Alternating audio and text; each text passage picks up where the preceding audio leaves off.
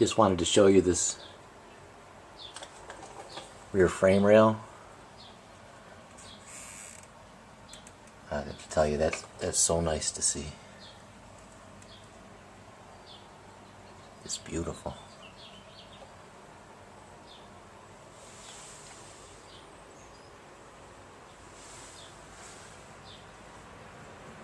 Yeah, look at that spring.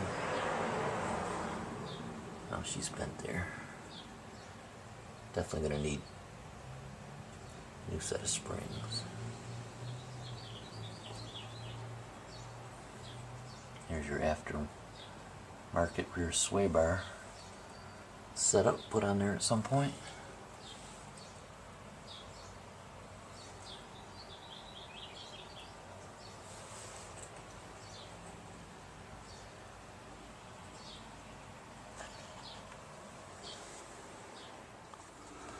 We're looking at the left front here.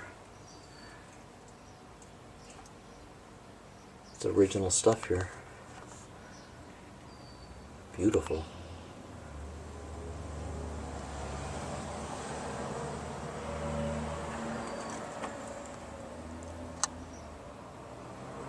It's just great to see.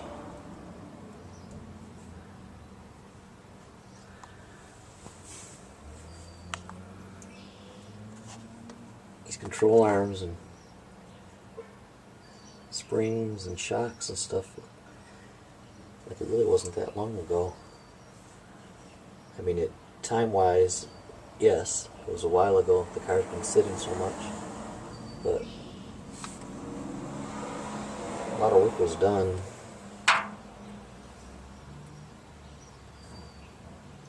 To this car.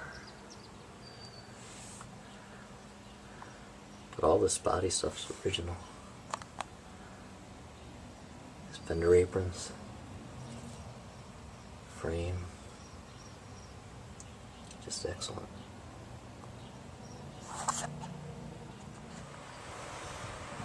Here's the right front. Again, frame's just beautiful.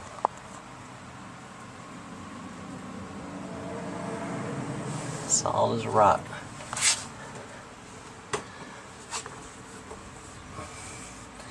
Real common rust spot is under the battery.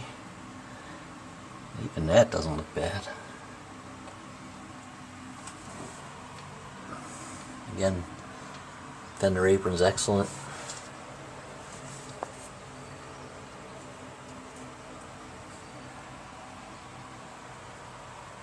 Subframe just beautiful. I'm loving it.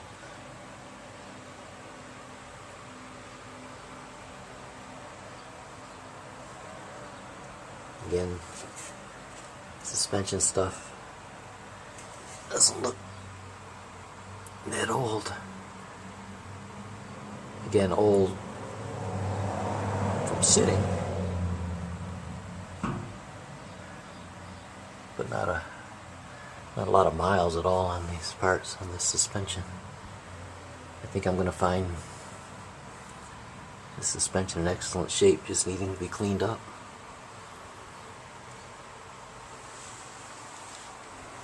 Again, the drums are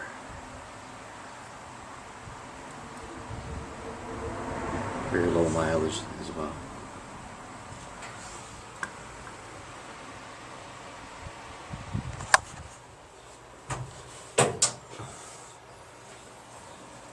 Here's some more of that stuff that Ford put on there originally. Yeah, it dries out, I mean, over 50 years. Because at one time it served its purpose, you know, to keep moisture out of the weld seams. So of course clean all that out and gonna recaulk the seams properly. But I just find it fascinating. Like I mentioned, kind of an archaeological dig, you know. Getting into the history of a car. I just love seeing things like the original sunshine yellow under that there. You know, little things like that. It's kind of fascinating. The whole history, you know, the modifications people do over time to a car. And one of the things that amazes me is, you know, I guess life gets in the way, but to let a car like this get into such a state of disrepair, you know, I think it over. Somebody did a lot of work when they had painted this red and put on that full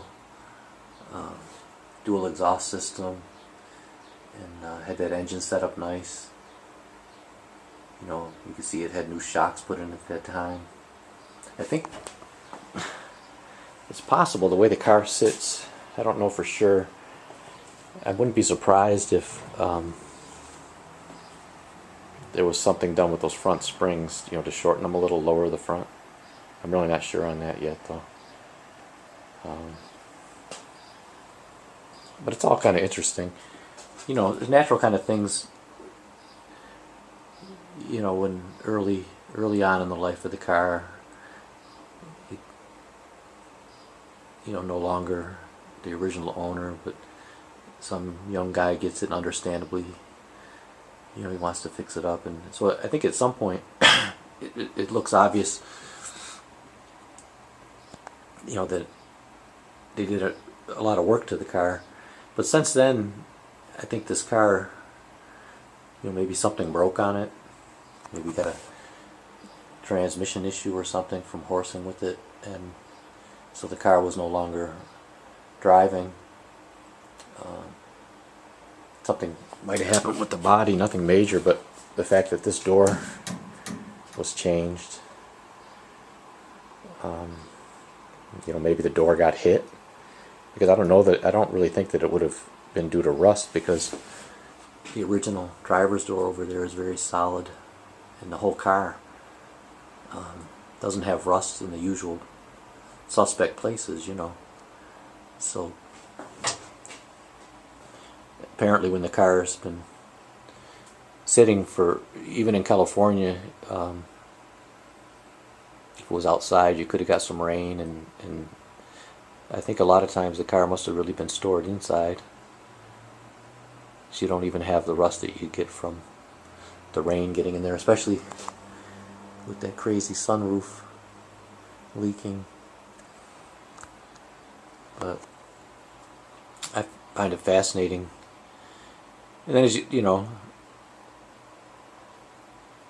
there's different routes to go. You know, of course, special collector car, a GT, special options or something, you'd want to go back, restore it to original. But a car like this is kind of neat. You can keep your original body lines and everything, but have it slightly modified for a little more performance.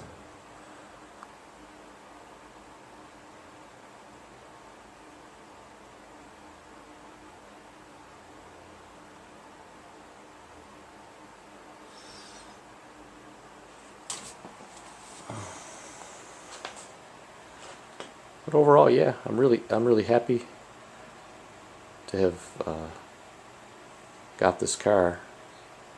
Like I say, it's such a big plus. You know, there's any of these cars in the Northeast, if this is where they originate from, you know, they're just so much rust, like Swiss cheese on them. And you know, just for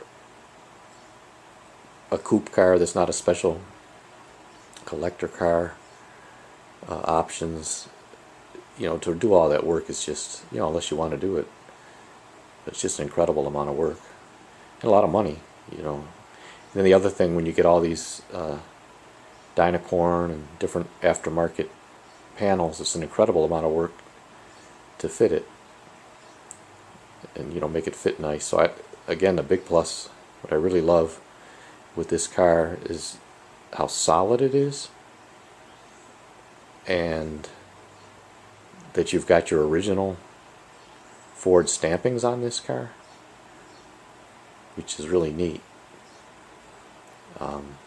As far as fitment, you know, this car is going to have very nice gaps on it, when it's done. It'll, which I hate. Sometimes you'll see a car that was a lot of time was spent on, a lot of money put into it, and then the gaps aren't very good. It just takes away,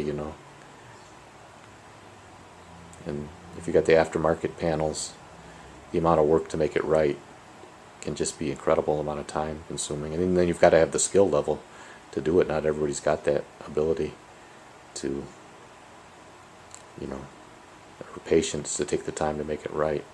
So this car's got a lot of pluses, a lot of the real hard stuff I'm not going to have to deal with.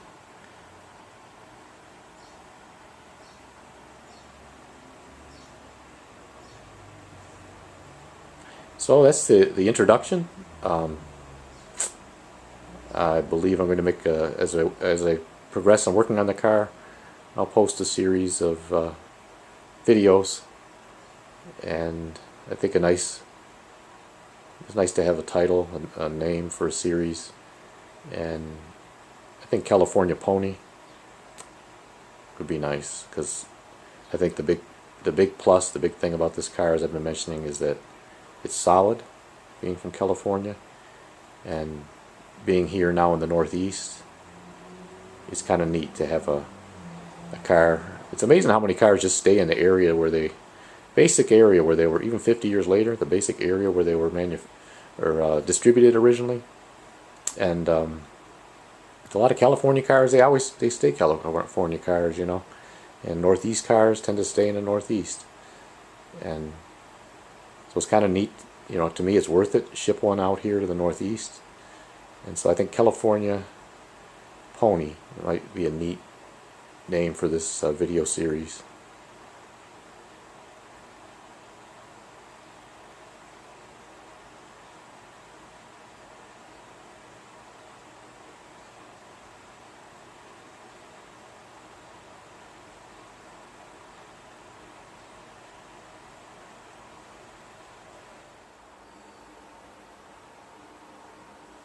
Yeah, you gotta wonder,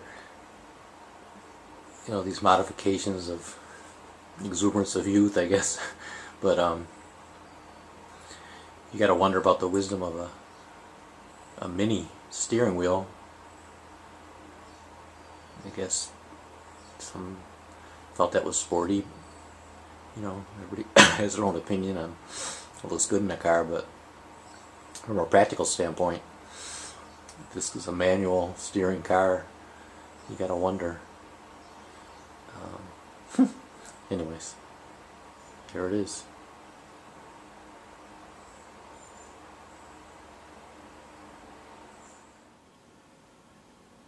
That said, I could see why somebody would want to change the original equipment steering wheel from a 67 Mustang.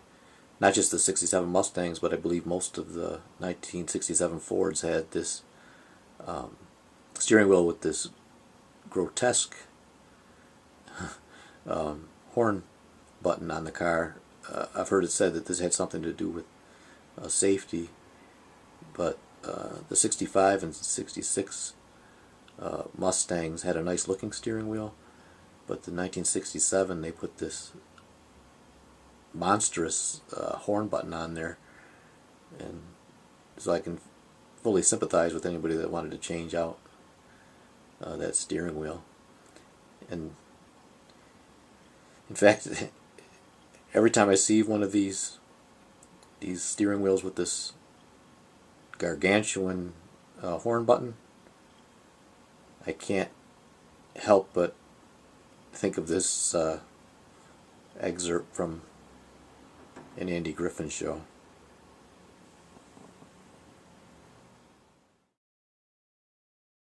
Would you take me out to Johnston sometime, Pa? Sure. Mr. Johnston might even let you milk a cow.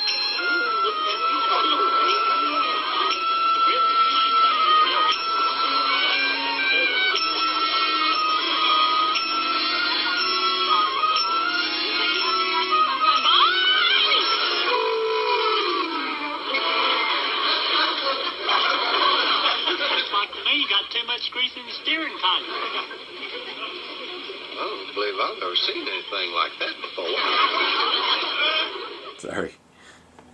Yeah, I can't help it. Anytime I see one of these, that scene from the Henry Griffith Show comes back to my mind. Maybe now you're going to have the same problem.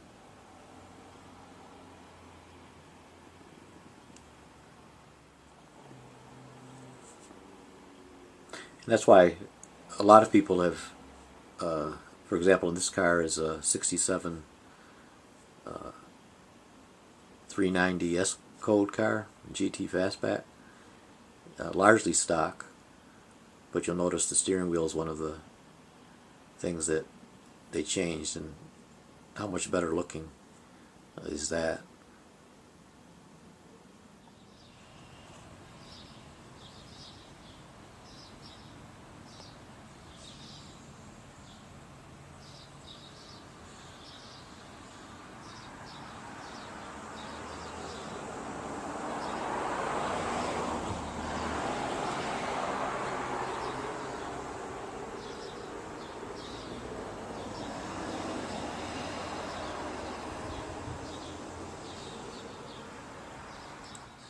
Sorry, Barn. It's a shame. Hey, Andy. Hey, Barn. Hey, Gomer. Did Wally check the car over? He went through her with as fine a tooth comb as you can imagine. All right, let's have the bad news. Well, he got her running. I brought her over here with me. But she's going to need plugs, points, bearings, valves, rings, starter switch, ignition wires, water pump, fuel pump, oil pump, clutch bearings, clutch plates, brake lining, brake shoes, brake drums, radiator hose, and radiator hose cover. And I give her a good wash, too. Gomer.